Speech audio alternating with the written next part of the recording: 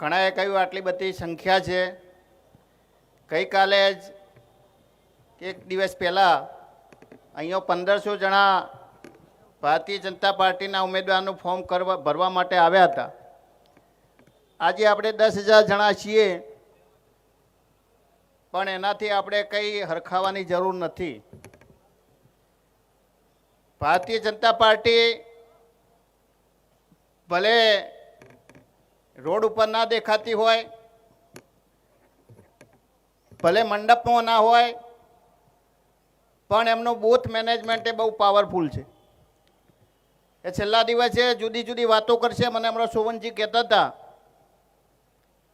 કે તમે ગમે તે કરશો, પણ મશીન અમારી પાસે છે, તમે જીતી જઈશું।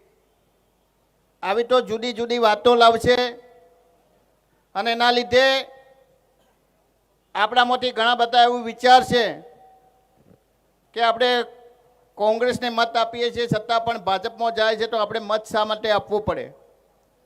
પણ આવી કોઈ વાતોમાં આવતા નહીં। આ એમની એક સિસ્ટમ છે, કોંગ્રેસના મત ઓછા થાય એટલા માટે।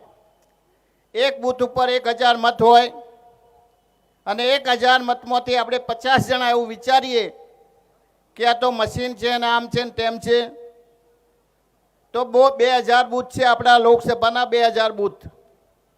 એક બૂથ ઉપર 50 વોટ, એટલે 2000 બૂથ ઉપર 1 લાખ મતનો ફેર પડે। 1 લાખ લોકો મત આપવા ના જાય, અને સામેના ઉમેદવારને 2 લાખનો ફાયદો થાય। એટલે આવી કોઈ વાતોમાં આવતા નહીં। તમે બધા મોટી સંખ્યામાં ઉપસ્થિત રહ્યા।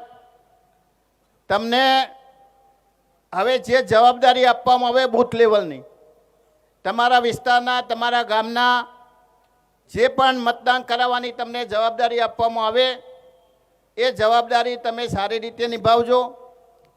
તમને જે જવાબદારી આપવામાં આવે, તમારા મોહલ્લાની કે તમારા ગામની તમે ચિંતા કરજો, બાજુના ગામની ચિંતા કરવા જતા નહીં। ઘણીવાર આપણું ખેતર ના આચવીએ એટલે બીજાના ખેતરની ખબર રાખવા જઈએ, આપણું ખેતર ભેરાઈ જાય કે ના ભેરાઈ જાય? કાકા, ભેરાઈ જાય કે ના ભેરાઈ જાય?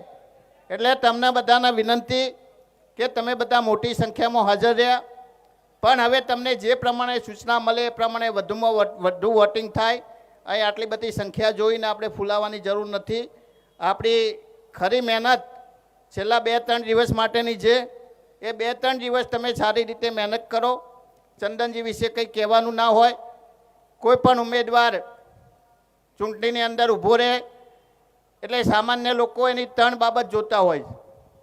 પહેલી કે ઉમેદવારનો ભૂતકાળ કેવો છે, એ ઉમેદવાર પક્ષ પલટું તો નથી, એ ઉમેદવાર કોઈ ધંધાકીય રીતે વેચાય એવો તો નથી। બીજી બાબત કે જીત્યા પછી એ લોકોની અંદર રહે છે કે નહીં, તમારા ફોન ઉપાડે છે કે નહીં, તમને તમારી સુખ દુઃખની અંદર એ ભાગીદાર બને છે કે નહીં।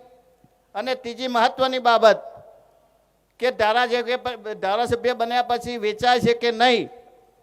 ચંદનજીનો તમે 5 વર્ષ સુધી આ અનુભવ કર્યો છે, એટલે મજબૂત પક્ષને વફાદાર રહી અને કામ કરનાર ઉમેદવાર છે। એટલે તમને બધાને વિનંતી કે વધુમાં વધુ મતદાન કઈ રીતે થાય, આયોજનબદ્ધ મતદાન કઈ રીતે થાય, એ માટે તમે વિચારો, અને જે પ્રમાણે તમને માર્ગદર્શન આપવામાં આવે એ પ્રમાણે કામ કરશો તો જ આપણો વિજય નિશ્ચિત છે। બાકી જો આયોજનબદ્ધ રીતે કામ ન થયું તો છેલ્લા દિવસે, છેલ્લા 3 દિવસે ભાજપવાળા 2-2, 5-5, 10-10 મત વહેણી જશે અને આપણે હારી જઈશું। એટલે તમને બધાને ફરીથી વિનંતી।